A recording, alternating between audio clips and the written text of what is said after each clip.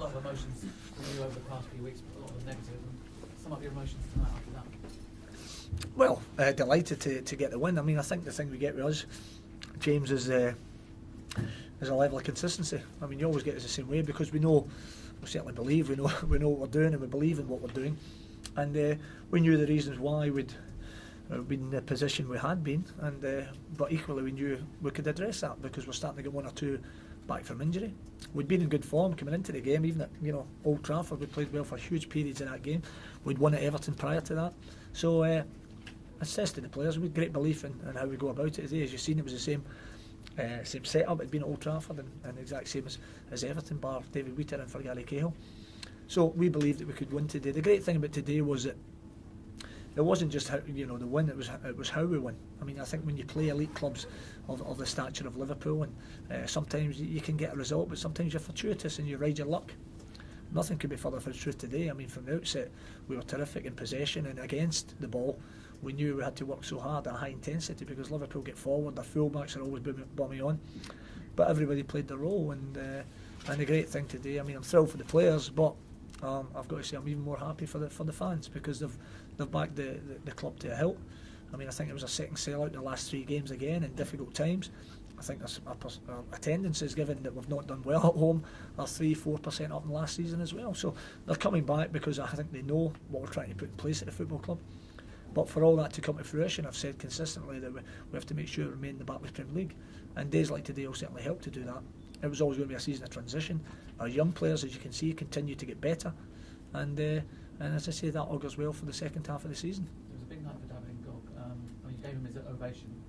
How pleased were you with his efforts? Well, again, I mean, I brought him to the club because of the belief I have in him, as I do with young players. And as you know, I mean, the money that was spent, not that it's been a lot, but it's always been invested in young players. I won't spend transfer fees, and I don't think I have in anybody over 24 years of age, because I think that would be remiss of me, and I understand why a lot of managers do it, because they need a quick fix. But my belief here at the football club is to put something in place that will serve the club well for a period of time and have longevity.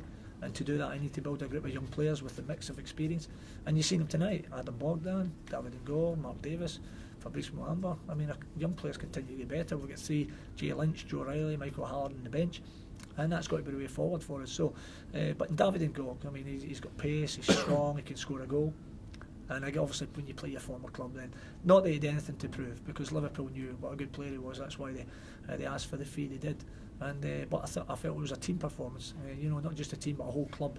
Because again, the fans at 2-1 got behind the players when Liverpool got a lift, and that was pleasing to see. And when we get that atmosphere at the Reebok, we've got to turn it back into the fortress it was last season.